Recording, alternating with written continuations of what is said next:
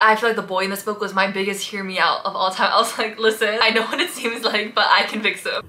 There's honestly no better way to document my life than every single enemies to lovers book recommendation that I've ever given ever. So welcome to this quarter's enemies to lovers recommendation video. I have 1, 2, 3, 4, 5, 6, 7, 8, 9, 10, 11, 12 books for you guys today. But low-key, recently my friend told me a take. She said that in general, most enemies to lovers are better than friends to lovers. But if you take the best friends to lovers, like a 10 out of 10 friends to lovers, it will hit better than like a 10 out of 10 enemies to lovers. Because a lot of friends to lovers are just like boring, but then if you take like the best like slow burn friends to lovers, low-key, those are always my favorite books. So then I fell into a coma thinking about this, and then I woke up and now I'm filming this video and asking you guys. You guys let me know. But today we're gonna be talking about the latest enemies to lovers books that I've read and that I would recommend. This time I actually ordered it in order of like least enemies. So the murder tempting ones are gonna be my very last recommendations. I'll also be rating each book on how enemies-y it actually is based on these 3 dimensions. So structurally is the actual setup for why they're enemies based on their environment in the world. Personally are their personal feelings / hatred, resentment, disdain for the actual person. And then stakes is how much I actually cared about them being enemies, like how important is it actually and do I really care? So do with that information what you will. But the ranking of these books are not based on the averages of these numbers at all. It's purely based on vibes. You know how it is around here. So without further ado, first we have Emily Wilde's Encyclopaedia of Faeries. So in my opinion, this book is like the least enemy-y. It's pitched as more like an academic rivals to lovers. But even then I was like, they're barely rivals. So it basically follows Emily Wilde. She is a professor. She goes on like this field mission to this like magical, whimsical town because she is trying to do research to create the first ever like comprehensive encyclopedia about fairies. One day another professor, Wendell Bamblebee, comes to like try to help, and she like doesn't like this. Like, in her POV it's like a hate to love. Like, she considers him to be her like academic rival, but then you very soon find out in his POV it's almost like a friends to lovers / like it's you, it's always been you. So if you guys like that kind of dynamic where like she's really clueless, super oblivious, and he has been like whipped for her since day 1 and she is just like not taking a hint. If you like that dynamic, then I think that you would like this book, and the vibes and aesthetics are cool. I wasn't that invested in the book for the plot, even though the plot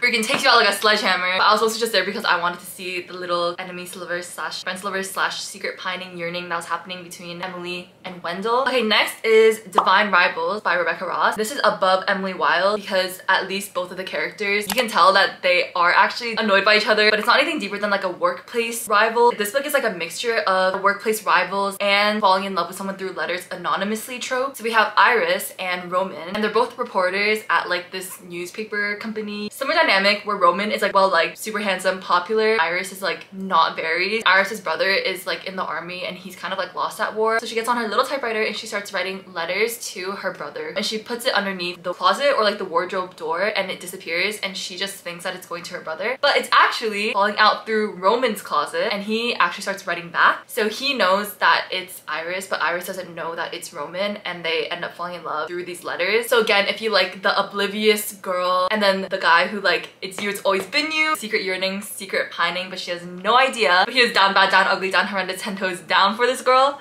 I feel you would like this book. And I think this book has the top tier scenario. Something happens, he instinctively moves to protect her from getting like physically injured. He gets physically injured and she goes to like visit him in the hospital. Something about a scene like that will get me every single time. Anyway, this book did that trope and that scene so well. If you like that, then read this book. Okay, next we have Check and Mate by Ali Hazelwood. This is low-key on the same tier as like Divine Rivals. I feel like all 3 of these actually could be low-key on the same tier. I think this is the only contemporary one here because you guys know I hate enemies to lovers in contemporary because nothing's ever that deep where you actually have an enemy in real life. They actually do have a legit reason why they are rivals. It's because they genuinely are rivals. So we follow Mallory, and she is discovered to be this chess genius. She was almost like a child prodigy in chess, but then she stopped playing chess. She accidentally beats like the current world famous chess champion Nolan, and so she gets all this attention for it. She takes a deal to start competing in chess and stuff, and obviously it's her and Nolan. They're supposed to be like enemies, but they obviously become friends and they fall in love, and you see that. So this book does to me have like a legit reason for why they would be enemies and pitted against each other, but it's just the environment and the structure that are putting them against each other. Like neither of them actually have any like resentment or disdain towards each other at all. actually they become friends. Like enemies to lovers, but like friends to lovers. Do you know what I mean? To Mallory, she doesn't want really any attachment to this world. She's literally just doing it to keep the lights on in her house. She's not supposed to develop an emotional attachment to anything or anyone. The reason that I'm putting this book in this recommendation is because I actually love Nolan so much. Like in contemporary enemies to lovers books, like I am a hater. Like I hate the men. I will never give men in contemporary enemies to lovers books the benefit of the doubt. If they're like mean, petty, like towards the girl, I'm just like, come on now. But the reason that I like this book is because Nolan was so likable. I thought he was so sweet. And like I said, he never like had any like real resentment or like mistreated the girl in any way, even though they're supposed to be enemies. He just knew when to shut the hell up, keep his mouth shut. And he was just like very sweet and nice and kind. And I feel like a lot of the men and enemies to lovers, especially in contemporary books, people call it enemies to lovers, but I'm like, they're just being a mean man. They're just mean. Okay, next we have Bride by Ali Hazelwood. In this world, there's like vampires, humans, werewolves, and we follow Misery, who is a vampire, and she has an arranged marriage with Lo, who is like the alpha. I actually hate saying that word. He is the alpha of like the werewolves. Basically collateral to keep the peace between the vampires and the werewolves. The reason that this is one above Check and Mate is because they do have legitimate reason to be enemies with each other, because there's always been hostile relations between werewolves, vampires, humans. There's always contention, and that's why everyone has collateral on everyone. And also neither of them want to like have to get married to each other or be around each other. I feel like structurally they are enemies, but then also on a personal level they just like don't really love being like low-key. They're like not even around each other for the first part of this book because they like want nothing to do with each other. So they also have some personal level of like resentment. But Misery also has a secret mission to try to uncover like a murder that happened of her best friend. Her and Lo end up working together a little bit, and that's kind of how they get to know each other. I actually really like the progression of their relationship. This is again the trope of like secret yearning, secret pining, like you get little snippets, 3 or 4 words, like 1 sentence every single chapter that like hints at him yearning something, and that is what was feeding me that entire time. I was like, this is crazy. You know that I normally hate marriage of convenience, forced marriage, but you know what? They're arranged marriage and it's like barely relevant. Okay, next, Fourth Wing, Rebecca Yarros. People either love this book or hate this book. I'm in the middle of just being a bit lukewarm to this book. But I still wanted to include it in this recommendation because if you want this kind of enemies to lovers, then I do think that you should read it. Also, the beginning scene of this book feels like Divergent, and for those reasons, Your Honor. However, I still think that it's not as enemies to lovers as people make it out to be. So you follow our main character, Violet. This society is like kind of split into factions.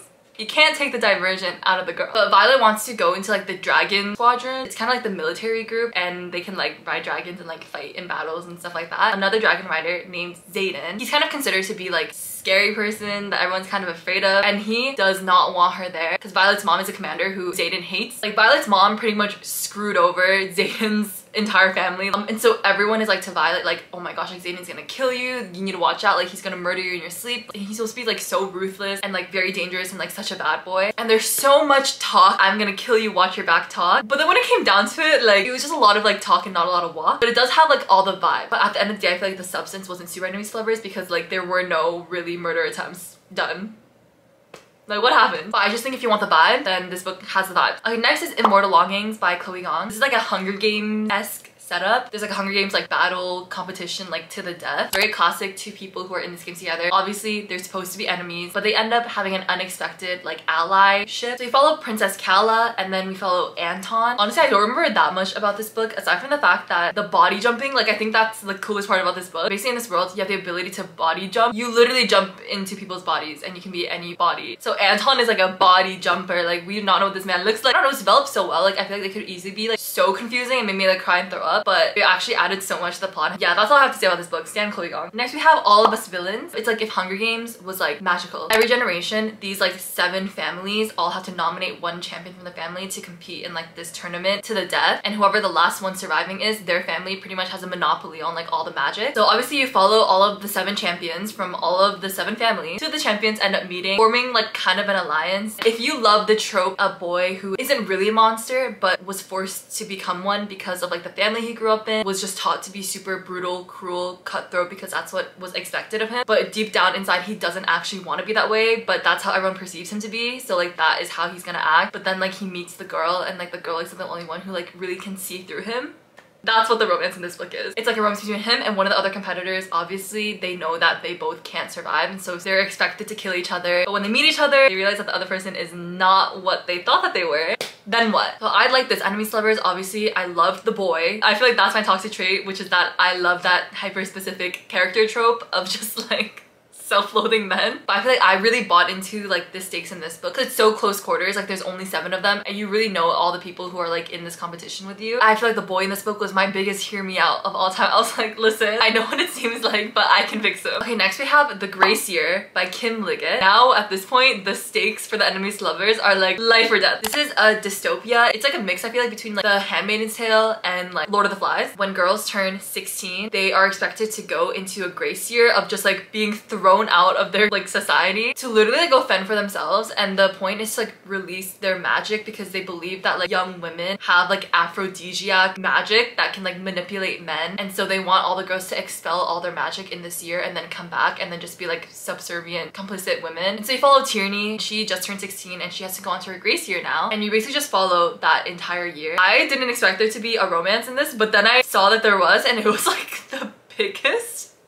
I was like, what the hell? This book has the craziest like star-crossed lovers, enemies to lovers vibe ever. The danger of this grace year is that a lot of the girls either don't come back or they come back like not the way that they left. They come back missing fingers, toes, like body parts, like all this stuff, and it's like, what the hell happens on the grace year? And the rule is that no one talks about the grace year ever, so like no one even knows what happens or what to expect at all. Outside of the walls of their community, there are people called poachers, and they literally kidnap these girls, harvest their body parts, and try to sell them. There is a romance between Tierney and one of the poachers. That is about to be the craziest star-crossed lovers, enemies to lovers of all time ever. The poachers are trying to kill these girls. A lot of this book feels like an actual fever dream, and it's like mildly graphic and like disturbing in a way. And I actually love Tierney as the main character because she was very much like a Katniss type of character where like she has no interest in trying to find a husband. And then the love story, it's definitely not the main part of the story, it's just like a subplot. But I was like so invested like for how little of the story it lasted. It made me realize that I haven't really read a lot of like star-crossed lovers, and it made me think that I need to start delving into this rabbit hole. Do you guys know any good like star-crossed lovers? Like as in these two people are from completely different world. Okay, next we have The Prison Healer by Lynette Noni. This is like a 5-star book for me. You guys know my favorite hyper-specific enemies to lovers trope is like enemies but they don't even know it, like secret identity enemies to lovers. This book follows Kiva, and she is the prison healer. The reason she's in this prison is because her family is like part of the rebellion. She pretty much like grew up in this prison like for her entire life. A new prisoner comes and she has to take care of him. You just know that when a character comes and he's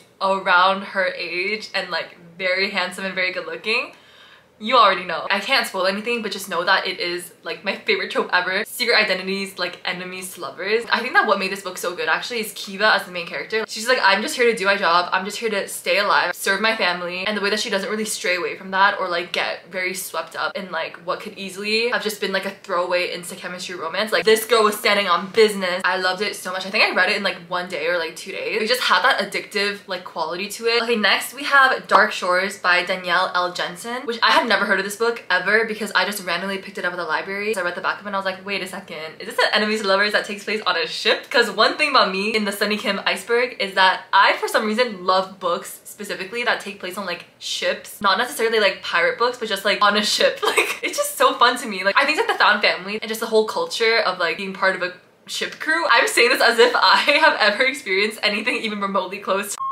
In my opinion, this book has the most legitimate reason why these two people are enemies with each other. I don't know if anything can really reconcile the enemy part of this. I'm like, I feel like it's low-key too far gone. It follows Tiriana, and she is like the daughter of this very famous ship crew captain, and they're part of like this group of people who entire society, their entire culture is like on these ships. And then we follow Marcus, who's the commander of this legion of the military, and he's part of the group of people who are trying to conquer and colonize the entire world. They live on like one side and there's a land on the other side, but it's kept a secret, and the only people who know about this land are the sea people. They're the only ones who know even how to get there. And the reason there's this agreement that no one is allowed to speak that there's land here and people here is because they know that if they figure it out, they're gonna want to conquer it. So it's like protective because they need to stop the colonization. Tiriana accidentally lets slip one day trying to save her friend. Her people are the only people who know how to get there. Like everyone else who has tried has failed because they are not born of the sea. And so she is basically blackmailed into leading Marcus's legion to these people. I was like rooting for the romance, and I loved the romance of the relationship. And I feel like Marcus's character too, like he's not just like all bad and stuff. Like he doesn't want to be doing the things that he's doing too. Like, sorry, important detail that I forgot is that Marcus is also being blackmailed into leading this legion, so that's why I say that it's complicating. He's not just all bad. And I was like, wait a second, like this is not what I thought it was going to be, but like why is this like also the wildest enemies to lovers? So they kind of like are forced into an unwilling alliance. You just need to read the book. Like Like, you had to be there. If any of you have read this book, I would love to hear your thoughts and your opinions about it. Okay, the next book is The Hurricane Wars. I actually haven't finished it, so I don't have like my own complete thoughts about it, but I still wanted to include it. It does have a really good enemies to lovers like setup in my opinion. But you basically follow Taliesin, and she is like part of the military for like this one kingdom. And she secretly has light magic, but it has to be kept a secret, otherwise she would have a ginormous target on her back for this other kingdom, which is known as like, I think they're called like the Night Kingdom or the Shadow Kingdom or something like that. And they're basically the kingdom that's trying to conquer all the other kingdoms. And the prince from that kingdom is Prince Alaric, and he has been pretty much raised to be like absolute military weapon. And they find out that this girl has light magic. Obviously it's Prince Alaric's job to go and eliminate her. Tried and true classic setup. Like, I will eat that up every single time. I don't know, I don't care. I'm supposed to kill you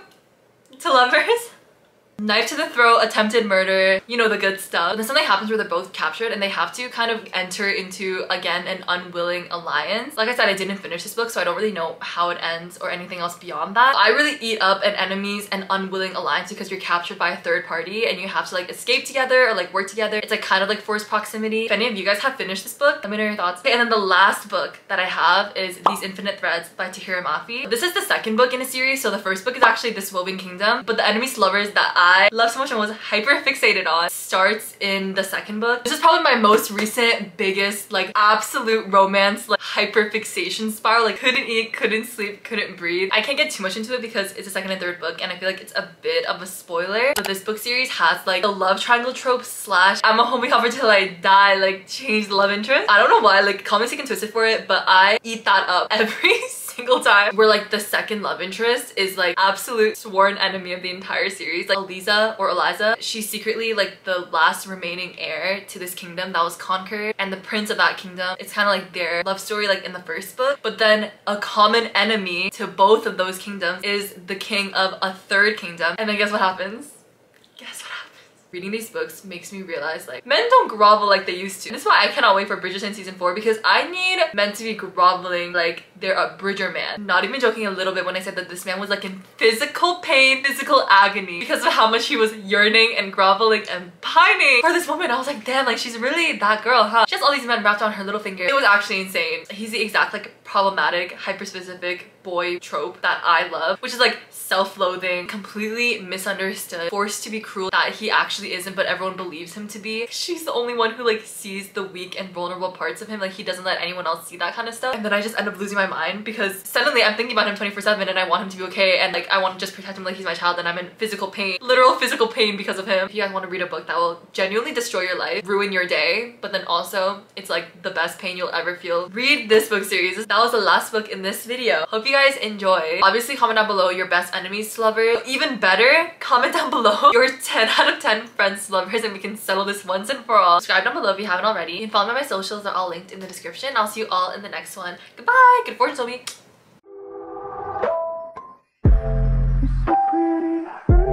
Just need a little more sweet.